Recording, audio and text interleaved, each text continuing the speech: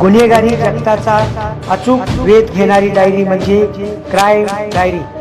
पन्हाळा तालुक्यातील कोडोली येथील सुतारकीतील रायगर कॉलनीत चोरट्यांनी रात्री 2 वाजण्याच्या सुमारास डॉक्टर करण हांडे यांच्या ग्रिलचे व खालच्या खोलीचे कडी तोडून केलेल्या घरफोडीमध्ये कानातील 3 ग्रॅम सोन्याचे दागिने व रोख 20,000 रुपये असा 70,000चा मुद्देमाल लंपास केला।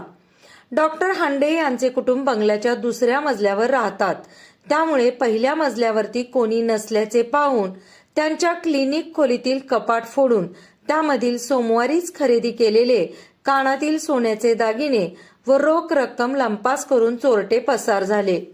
प्रारंभी रायगड कॉलनीतील दिग्पाल पाटील यांच्या शेतातील गॅरेजमध्ये चोरट्यांनी प्रवेश करून तेथील कपाटातील स्पेअर पार्ट व अन्य साहित्य विस्कटले। हाताला काहीच लागले नाही। तेथून बाहेर पडलेल्या चोरट्यांनी डॉक्टर हांडे यांचे घर फोडले। तेथून बाहेर पडत हावड हायस्कूल जवळील महापुरे यांचे घर चोरट्यांनी फोडले। तिथे देखील त्यांना हाती काही लागले नाही। या घटनेबाबत कोडोली पोलिसांना माहिती देण्यात आली आहे। पोलिसांनी स्थळ पाहणी करून तपासाला सुरुवात केली आहे। तथापि या संदर्भाने रात्री उशिरापर्यंत गुन्हा दाखल नसल्याचे सहाय्यक पोलीस निरीक्षक कैलास कोडक यांनी सांगितले। 6 चोरटे सीसीटीव्हीत कैद। कोडोलीत सोमवारी घरफोडी दरम्यान दिग्पाल पाटील यांच्या शेतातील गॅरेजमध्ये चोरटे घुसले।